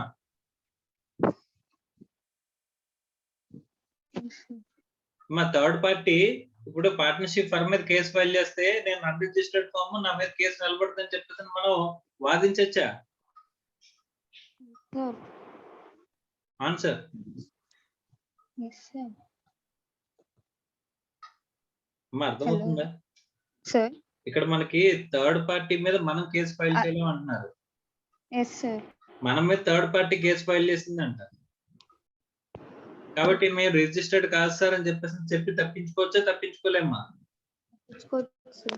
తప్పించుకోలేము. Cannot take a plea of its non registration. Non registration వల్ల మేము మా మీద మీరు కేసు ఫైల్ చేయాలని తప్పించుకోగలమా అంటే తప్పించుకోలేము అని చెప్పేసి అన్నారు. అర్థమైందా? Okay. Yes, sir. Next. The partners of an unregistered firm can file a suit for the enforcement of the three things, namely for the dissolution of the firm, for the accounts of the dissolved firm, and for the realization of the property of the dissolved firm. Okay. Partners of a unregistered firm normal గా partners of and unregistered firm partnership firm మీద case file చేయొచ్చా అంటే case file చేయలేరమ్మా, కానీ 3 things కోసం file చేసుకోవచ్చంట. 3 things ఏంటవి? Yes, sir. First firm dissolve చేసేయండి అని కానీ, లేకపోతే డిజాల్వ్ అయిపోయిన ఫర్మ్ యొక్క అకౌంట్స్ చూపించండి, అకౌంట్స్ ఇప్పించండి అని కానీ, లేకపోతే realization of the property of the dissolved firm, firm dissolve అయిపోయిన ప్రాపర్టీ నాకు అందలేదు అని చెప్పేసి కానీ, ఈ 3 గురించి మనం కేసు ఫైల్ చేసుకోవచ్చు అంటే. ఎవరు? Partner of an unregistered firm. ఎవరి మీద ఫైల్ చేస్తాడమ్మా? పార్ట్నర్షిప్ ఫర్మ్ మీద కేసు ఫైల్ చేసుకోవచ్చు. దేనికోసం? Yes, sir. మా ఫర్మ్ డిజాల్వ్ చేసేయండి అని కానీ, అందులో ఉన్న firm show the dissolved firm లో accounts. అకౌంట్స్ ఇవ్వండి అని కానీ, లేకపోతే realization of the Property property అనేది చేయండి అని చెప్పేసి కానీ మనం అడగచ్చు అంటాం. ఈ 3 అడగచ్చు. థింగ్స్ కోసం partner of an unregistered firm can file a case on the partnership firm Firm. Even though it is firm is unregistered. Unregistered. మనం ఫస్ట్ మాట్లాడుకున్న డిజేబిలిటీ ఏంటమ్మా? Partners of the unregistered firm cannot file a case against the partnership firm and other partners అని Other అంటాం. partners. కానీ ఈ 3 things లో మాత్రం ఆ Case file చేయొచ్చు. ఎక్సెప్షన్, డిజేబిలిటీకి ఎక్సెప్షన్ అన్నమాట ఇది. Yes, sir. Okay, right. Next Yes, చదవండి. sir. The rights of an unregistered firm or of its partners are no affected if the firm has no place of business in India. The Okay, state ఒక నిమిషం. government. ఇక్కడ disability రావాలి అంటే కనుక, అంటే ఇప్పుడు మనం కేసు ఫైల్ చేయలేమనే డిజేబిలిటీ రావాలి అంటే కనుక మనం ఎప్పుడు ఏం చేసి ఉండాలి? అన్రిజిస్టర్డ్ అయి ఉండాలి. అన్రిజిస్టర్డ్ ఎక్కడ? ఇండియాలో. ఫర్మ్ అనేది ఇండియాలో ఉంటే కనుక అప్పుడు ఇండియాలో ఖచ్చితంగా ఇండియన్ పార్ట్నర్షిప్ యాక్ట్ అప్లికబుల్ అవుతుంది. రిజిస్ట్రేషన్ చేయించుకోకపోతే డిజేబిలిటీస్ ఉంటాయమ్మా. Okay, Yes, sir. సో అలాంటిది అసలు ఇండియాలోనే లేదనుకో, అప్పుడు అప్పుడు రిజిస్ట్రేషన్ అనేది కంపల్సరీయా?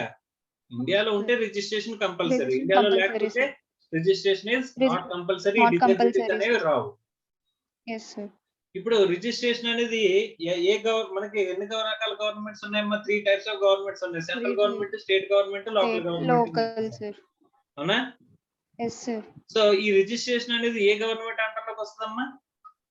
State, sir. State government under లోకి వస్తుంది. సపోజ్ స్టేట్ గవర్నమెంట్ సింపుల్ గా మా స్టేట్ లో ఫర్మ్ రిజిస్ట్రేషన్స్ రిజిస్ట్రేషన్ చేయించుకోవాల్సిన అవసరం లేదు అని చెప్పేసి ఒక రిలాక్సేషన్ అనేది పెట్టాయనుకోమ్మా. Yes, sir. సపోజ్ లేకపోతే ఒక రిజిస్టర్ ఆఫ్ ఫర్మ్స్ అనే డిపార్ట్మెంట్ పెట్టకుండా మా స్టేట్ లో ఎవరైతే ఫర్మ్స్ అన్ని ఇన్కార్పొరేట్ చేస్తారో వాళ్ళు అసలు రిజిస్ట్రేషన్ చేయించుకోవాల్సిన అవసరం లేదు. They are relieved from they are not registered. Registration చేయించుకోవాల్సిన అవసరం లేదని చెప్పారు అనుకోమ్మా. మనం ఎక్కడికి వెళ్ళి రిజిస్ట్రేషన్ చేయించుకుంటాం? అవునా కదా? Yes, sir. Change. మరి అలాంటప్పుడు మనం ఎవరి మీద కేసు ఫైల్ చేయలేమా? అలాంటప్పుడు చేయగలం, sir. అలాంటప్పుడు రిలాక్సేషన్ ఇవ్వాలా అవసరం లేదా? ఇవ్వాలి, sir. సో అదే నెక్స్ట్ పాయింట్ చదువు.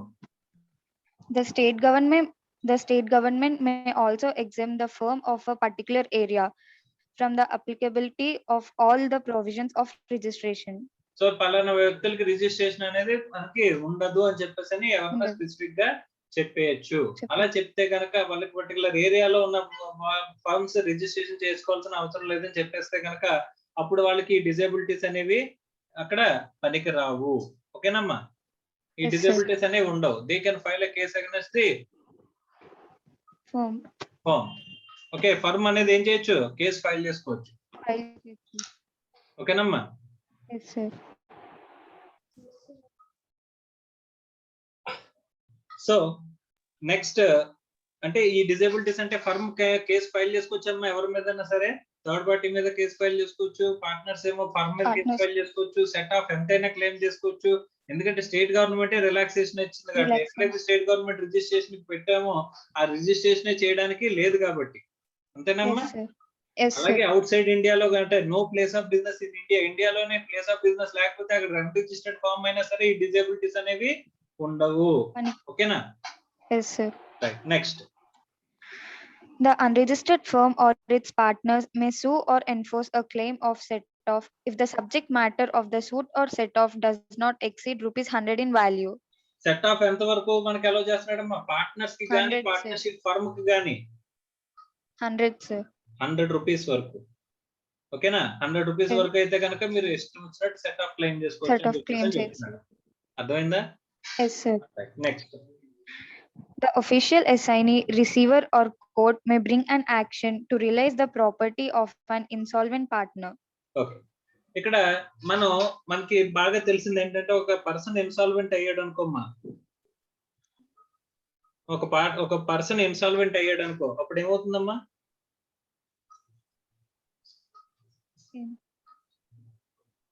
ఒక పర్సన్ ఇన్సాల్వెంట్ అయితే ఏమవుతుంది? కోర్టు ఏం చేస్తుందమ్మా? కోర్టులో ఇన్సాల్వెన్సీ పిటిషన్ ఫైల్ చేస్తాడా? Yes, sir. Court insolvency petition file చేసినప్పుడు ఒక అఫీషియల్ రిసీవర్ ని అపాయింట్ చేస్తుంది కోర్టు, Yes, sir. అవునా? Yes, sir. So official receiver ని అపాయింట్ చేసి వాడు ఏం చేస్తాడమ్మా? టోటల్ వాడున్న ఆస్తుల్ని, వాడుకున్న అప్పుల్ని రెండింటిని టేక్ ఓవర్ చేసేస్తాడు, అవునా? Yes. రెండింటిని sir. సెటిల్ చేస్తాడు. ఇప్పుడు పార్ట్నర్షిప్ ఫర్మ్ లో వీడు పార్ట్నర్ గా ఉన్నాడు అంటే, ఒక ఇన్సాల్వెంట్ పార్ట్నర్ ఆడికి పార్ట్నర్షిప్ ఫర్మ్ లో ఉన్న రైట్స్ అన్నిటిని కూడా, ఆ ప్రాపర్టీస్ అన్నిటిని కూడా, వీడి షేర్ ఆఫ్ ప్రాపర్టీస్ అన్నిటిని కూడా అఫీషియల్ రిసీవర్ ఏం చేస్తాడమ్మా? తీసేసుకుంటాడమ్మా. తీసుకుంటారు సార్. అలా తీసేసుకునేటప్పుడు అది ఫర్మ్ రిజిస్టర్డ్ అన్రిజిస్టర్డ్ అనేది పట్టించుకోరు. Okay sir. ఓకే, చూడు, official assignee or receiver are court may bring an action to release the property of an insolvent partner. Insolvent partner యొక్క ప్రాపర్టీని రిలీజ్ చేసుకోవడానికి కోర్ట్ ఏం చేయొచ్చు? he can take an action or proceedings అనేవి initiate చేసి ఆ firm ప్రాపర్టీలో partner, insolvent partner యొక్క share అనేది వాళ్ళు అమ్మేసుకోవచ్చు అంట. ప్రాపర్టీని ఏం చేసుకోవచ్చు? ఆక్షన్ పెట్టి అమ్మేసుకోవచ్చు, ప్రాపర్టీని రిలీజ్ చేసేయడానికి వెళ్ళొచ్చు. అలాంటప్పుడు రిలీజ్ చేయడానికి యాక్షన్ అనేది తీసుకునేటప్పుడు అది రిజిస్టర్డ్ ఫార్మ్ అన్రిజిస్టర్డ్ ఫార్మ్ అనేది పట్టించుకోవాల్సిన అవసరం ఎవరికి లేదంట, కోర్టుకి లేదు సార్. కోర్టుకి గానీ, అఫీషియల్ రిసీవర్ గానీ, అఫీషియల్ అసైనీకి గానీ ఉంటుంది. అక్కడ అన్రిజిస్టర్డ్ ఫార్మ్ అయినా సరే they can take an action against the firm. Yes, sir. Is it clear? Yes, sir. Right. So కాబట్టి ఇక్కడ ఇన్సాల్వెంట్ పార్ట్నర్, వన్స్ ఇన్సాల్వెంట్ అయిపోయాడు అనుకోమ్మా, ఆ పార్ట్నర్ ఏమైపోతాడంటే he will ceases to be a partner. Once partner insolvent అయితే he ceases to be a partner. అర్థమైందా? Partner ని continue అవ్వడంట. Is it clear or not? Yes, sir. Next చదువు.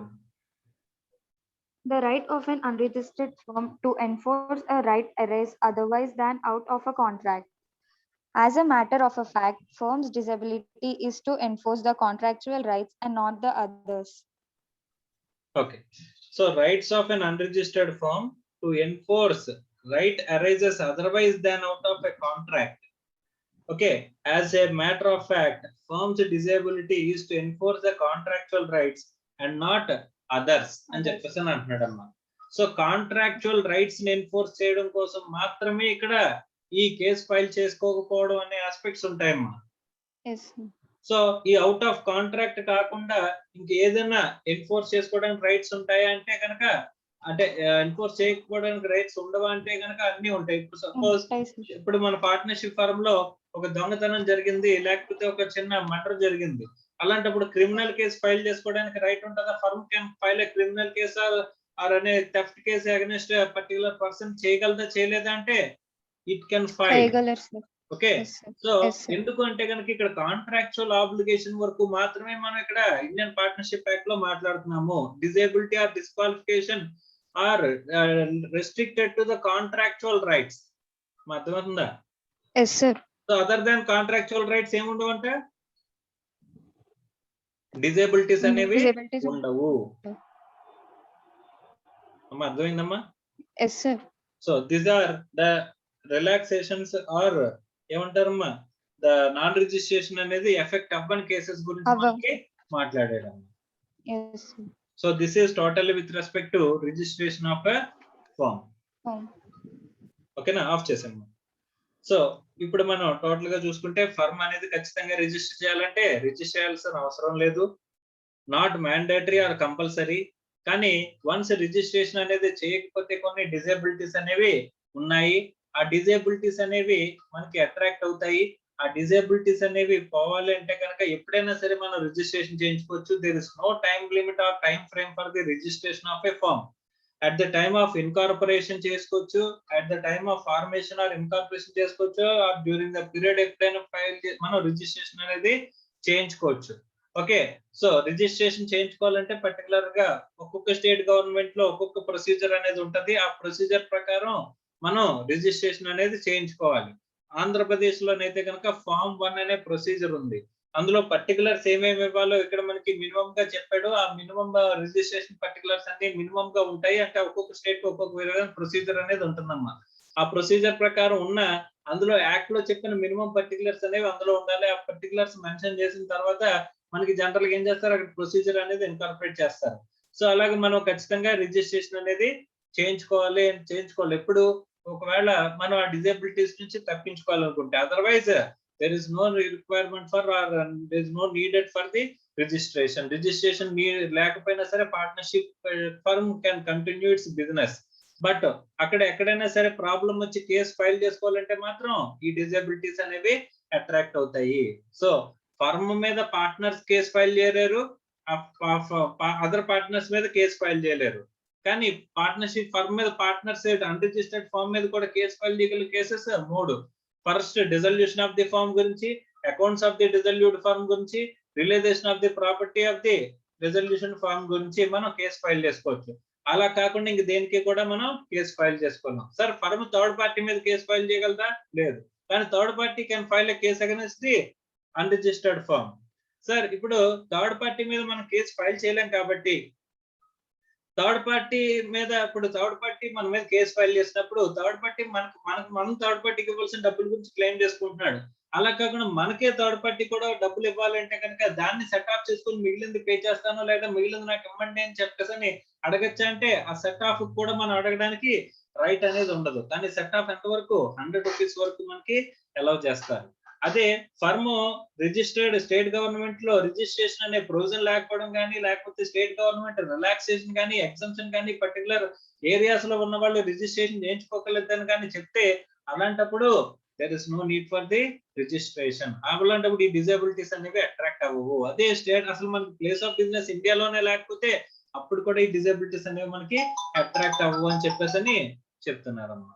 So these are the effects or disabilities of a non-registration of a firm and registration of a firm. Registration లో మనకి registration చేయించిన తర్వాత దాని తర్వాత ఏం చేయాలమ్మా, ఏదైనా చేంజెస్ జరిగితే కనుక చేంజెస్ ని కూడా ఇంటిమేట్ చేయాలన్నా, అది ఎలా చేయాలనేది ఏంటి అనేది, ఏవేవి ఇంటిమేట్ చేయాలి, ఏవేవి ఇంచుమించు చేంజ్ ఒకవేళ ఫర్మ్ నేమ్ కానీ లేకపోతే ప్రిన్సిపల్ ప్లేస్ ఆఫ్ బిజినెస్ కానీ మారిస్తే టోటల్ గా మనం ఏం చేయాలంటమ్మా, కొత్త ఫర్మ్ రిజిస్ట్రేషన్ చేసినంత ప్రొసీజర్ తో చేయాలని చెప్పేసి మనం నేర్చుకున్నాం. So this is total with respect to registration of a firm. Okay right.